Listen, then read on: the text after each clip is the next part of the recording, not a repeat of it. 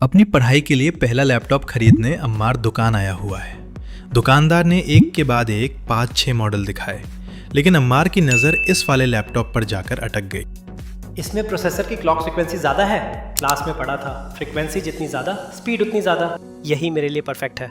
पर ये वाला तो सिर्फ 16 बिट प्रोसेसर है, इसे छोड़ो। ये 32 बिट वाला ले लो, ये ज़्यादा तेज चलेगा। तभी दुकान में एक और ग्राहक आ पहुंचा। भैया, इस लैपटॉप में 4 GB रैम और बढ़ा दो, स्पीड बढ़ानी है। स्पीड के लिए इतने पैरामीटर? लगता है अब सीधे सुहेल सर से ही पूछना पड़ेगा। आखिर सबसे तेज लैपटॉप कौन सा होगा? अगले दिन क्लास में अमार अपनी सारी कंफ्यूजन समेटे सर के पास पहुंचा। सर, ये प्रोसेसर की स्पीड बढ़ती कैसे है? उसकी क्लॉक फ्रीक्वेंसी बढ़ाने से। चलो इसे ऐसे समझते हैं। मान लो तुम सुबह 4 बार उठाने पर ही उठते हो। अब तुम्हारी मम्मी हर 5 मिनट के अंतराल पर तुम्हें उठाने आती है और तुम हर बार कहते हो बस 5 मिनट और मम्मा।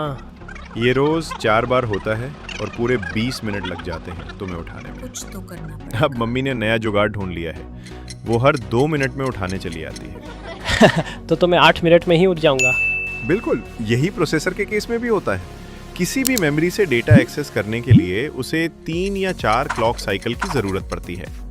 अब अगर फ्रीक्वेंसी ज्यादा है, मतलब टाइम पीरियड कम, तो क्लॉक पल्स जल्दी जल्दी आएंगे और काम भी जल्दी पूरा हो जाएगा। लेकिन सर, कल दुकान पे मुझे बताया गया कि प्रोसेसर को 32 बिट कर लो या रैम की मात्रा बढ़ा लो, स्पीड अपने आप सुधर जाएगी। वो कंप्यूटर स्पीड की बात कर रहे हैं। प्रोसेसर और कंप्यूटर की स्पीड अलग होती है क्या? बिल्कुल। चलो इसे भी एक आसान से उदाहरण से समझते हैं। मान लो मैं पूरी क्लास को होटल में पार्टी पर बुलाता हूँ। आप और पार्टी? मेरी रैम में तो ये बात लोड ही नहीं हो रही। होटल में शेफ की खाना बनाने की स्पीड ठीक वैसे ही है जैसे प्रोसेसर की स्पीड। जितनी जल्दी खाना बनेगा उतनी जल्दी हम खाएंगे। लेकिन अगर शेफ तेज हो और वेटर कम हो तो सर्विंग स्लो हो जाएगी। बिल्कुल सही। अब इन वेटर्स को हमारी कंप्यूटर की डेटा बस के बिट्स समझो। जैसे double waiter equal to double serving speed, वैसे ही 16 बिट की जगह 32 बिट डेटा बस होने पर सिस्टम एक साथ दुगुना डेटा प्रोसेस या ट्रांसफर कर सकता है। और सर, रैम का क्या रोल है? मान लो होटल के डाइनिंग हॉल में एक साथ सिर्फ 20 लोग बैठ सकते हैं, पर हम तो 40 है। तो सबको खिलाने में 2 राउंड लगेंगे।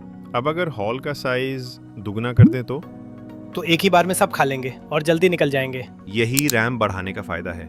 प्रोसेसर सीधे रैम से कम्युनिकेट करता है। अगर रैम छोटी है तो हार्ड डिस्क का बड़ा डेटा उसमें एक साथ नहीं आ पाता।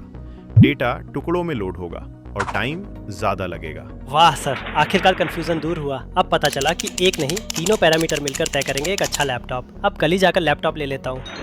वाह, तुम्हारी कंफ्यूजन तो दूर हो गई। पर अम्मार, मेरे पास तुम्हारे लिए एक आखिरी सवाल है। ये रैम, पेन ड्राइव या हार्ड डिस्क हमेशा 4 GB, 8 GB जैसे नंबर्स में ही क्यों मिलती हैं? 5 GB या 7 GB क्यों नहीं? अगर आपको इसका जवाब पता है तो कमेंट में अम्मार की मदद जरूर कीजिए। Good bye.